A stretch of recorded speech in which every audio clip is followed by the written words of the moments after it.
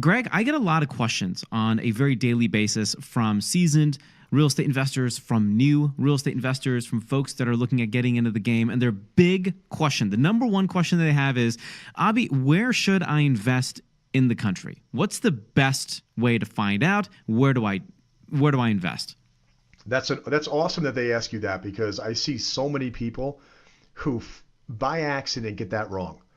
All right. I mean, Abhi, what is the number one rule of real estate investing going back to the cavemen? Number one rule. Number one rule. I'll give you the number one rule and the number two rule. The number one rule is location, location, location matters. Rule number two is don't forget rule number one. Right, exactly. And so people know what that means, but the way that we spin it here is this concept of where is more important than what. And the reason why I'm excited that your listeners and your fans are asking you that question, because their mindset is right, that if you buy the where correctly, okay, if you get that part right, you can screw up on the what and still do fine, okay?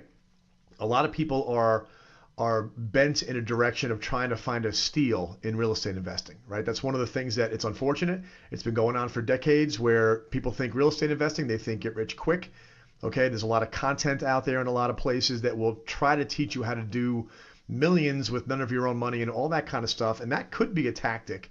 But the truth is the thing that works is empire, right? The thing that works is accumulation. So you think about where you want to own, and then you find, I'll give you an example. I've never gotten a discount on a property, okay? I've never gotten a discount. I pick the places that I know have future lift, that have fundamentals driving them. And of those options, I think of the ones that appeal to me personally in terms of places I'm familiar with and people, or places that I find myself at times, so that I can be there on the ground if it's not my backyard. And so this idea of where is more important than what. Let me explain. I already explained how a lot of small investors get it wrong, because they say, hey, I found a steal. Where's the steal? Doesn't matter. I'm going to be able to get this house, apartment building for half price. Where is it? All the time. Yeah. Right. And so, and it isn't just sort of neophyte aspirational investors whom we love. It isn't just them who do that. Okay, we work with the largest investment funds in the world who are accumulating massive, unprecedented portfolios of rental homes around the country, and they make the same mistake.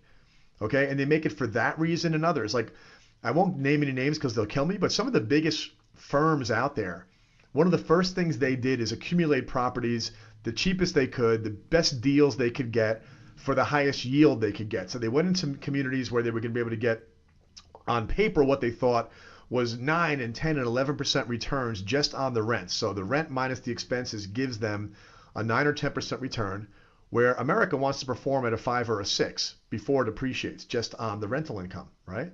So they wanted to double up on their returns, and guess what was the first thing they decided to sell when it came time to sell? Was a lot of the stuff they thought they got awesome deals on. All right, they chased a deal, realized it wasn't in the geography they wanted to stay. They ran into a market they didn't actually have plans to go into because they had a chance to buy something quote unquote cheap, and then for a variety of reasons it didn't work out. They broke. Everybody knows location, location, location. They assume that means buying something in a good location is what matters. Main Street and Broadway for a store is a great location, but it goes deeper than that. It's this idea that you're actually buying the geography. That's the important takeaway. You're buying. I call the company Own America, not Investorama, right? Own America is the experience that you get. That's a good point. When you accumulate. Yeah. It's actually not a bad URL if it's available. Yeah, that's Investorama. I'm on Google right now trying to find it. Well, we share that one if it goes anywhere. You got it. But Own America, the concept is that is what you get to do. Okay, this is a free country that allows you property rights. You can actually own the country, and the smallest instrument through which you can buy the country is the house. It also happens to be directly connected with population growth at the core sense, family populations usually. So that's the stickiest thing that you can invest in. It's kind of the root instrument through which you accumulate ownership in America. And that's what this whole concept of the power play is about, is looking at a really long-term generational view that he or she who dies with the most America wins. What plays can I make now if I'm 15 or 25 or 50 or 60? What moves can I make to just accumulate? That's right. All right? That's right. And it starts with where. Here's a question for you.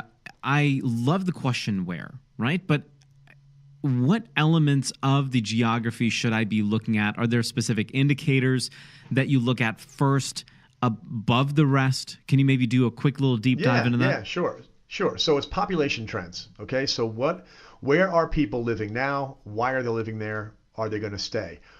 Are people going there from other places? Why are they going there? Are they going to stay? Right? I'll give you a couple of examples of number one, the big macro trends. Okay, population centers that are colder and more expensive, people tend to move out of there and they go to places that are cheaper and or warmer. All right, so New York, Boston, DC goes to Florida, Georgia, the Carolinas. California, whose population is growing because it's awesome, is very expensive, and people are leaving there and going to Phoenix and Las Vegas. And so there's migration patterns that you can look at, you can read them, you can understand why people are doing what they're doing, and make a very simple judgment. Is that going to continue?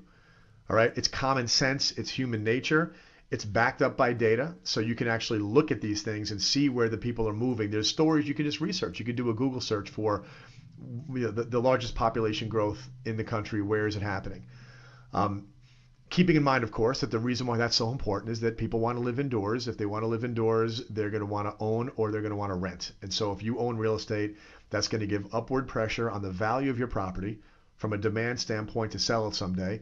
And it's going to give you an increase in your rate of return, because your rents are going to basically be supported and are going to be able to gradually go up.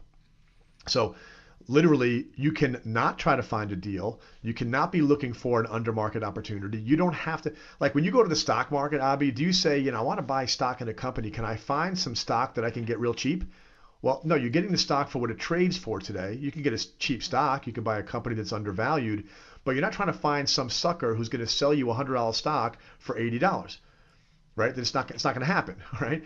People can just release themselves of the sort of the lust to find something cheaper than what it's worth. Okay, I'll use the word that I think fits the most. Let me find somebody who I can get to sell me something for less than it's actually worth. No, not going to buy happen. A market that's lifting. Buy anything at market price in a market that's lifting, where you're going to generate an income and you're going to generate appreciation, because you're going to sit on this thing for 20 years and it's going to win at a rate of more than 10% a year on average for the most part over that entire 20 years. If we don't take a look at geography, if we don't take a look at where, and we only consider the what, in 30 seconds or less, maybe about a minute or less, help me understand the implication of that thought process. Okay, sure. So let's say you were trying to get your hands on the what. A lot of times people who are buying what are doing it because they want to sell the property relatively quickly. And if you buy in a place where you think you're getting something because somebody told you or some website told you you're buying it at a massive discount, this is a free country with a lot of transparency. If you're getting something at half price and you think you can then sell it for full price tomorrow, right, you get stuck with something you can't end up selling. And you get stuck with something maybe you can't rent for a profit as a result of not focusing on the fundamentals of the market. You could buy things in a place that has population being flat or declining or jobs actually leaving, but you bought there because you were chasing a deal and you wind up owning in a place that's not as much in demand into the future. And that, I think, is one of the biggest problems ever, right? If we're just not paying attention to that, then what happens? We end up buying incorrectly. And like you said previously, Greg, we then have to scatter to sell off the inventory, to sell off the property that doesn't make any sense because we thought it was a deal and it's not a deal anyway. And we're not hitting the yield. We just don't like the property that we've purchased. And we've fallen out of love of real estate investing and building wealth for the long term. It's a huge mistake that a lot of investors make, that just with an easy fix, paying attention to your location, will solve. You don't have to worry about that anymore.